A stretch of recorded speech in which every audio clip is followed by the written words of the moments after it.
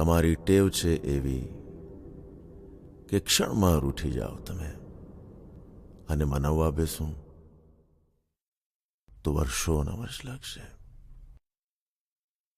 શું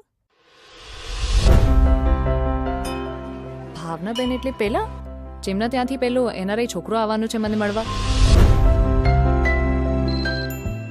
આજે સાંજે અમારી રીતલીને જોવા એનઆરઆઈ બાબલો આવવાનો છે.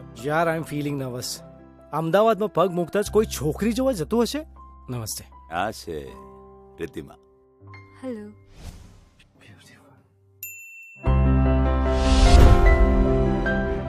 તમે યુએસમાં કેટલા વર્ષોથી છો? I was Born and brought up there.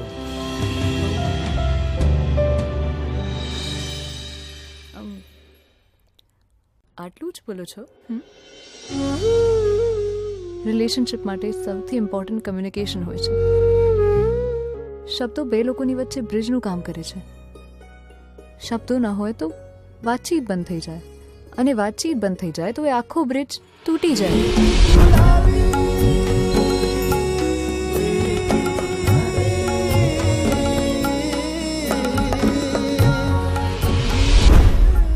I had told you, honesty is must in a relationship. આ બધું તું અત્યારે કહે છે મને? Please listen to me. સંબંધ છે ને એને છોડની જેમ ખૂબ માવજતથી ઉછેરવો પડે. શુભના લગ્નની જવાબદારી એકલી મારી નથી. He is our son, not just mine.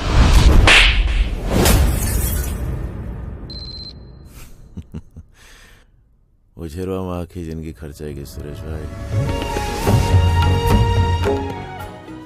સમય બદલાઈ જાય છે, પરિસ્થિતિ બદલાઈ જાય છે, પણ લાગણીઓ ક્યારેય નહીં.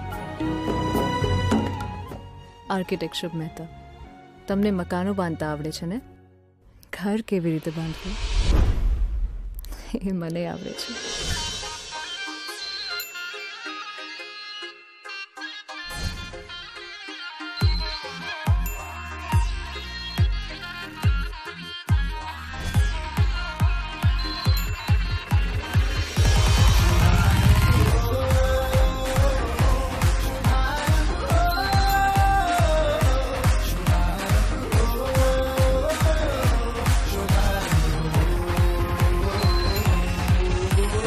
લતાબેન, જોડે જોડે આ લાલાનું ગોઠવી દો ને. યસ ભાઈ, તો રેડી જ ગયા આંટી. તમને ભાવશે?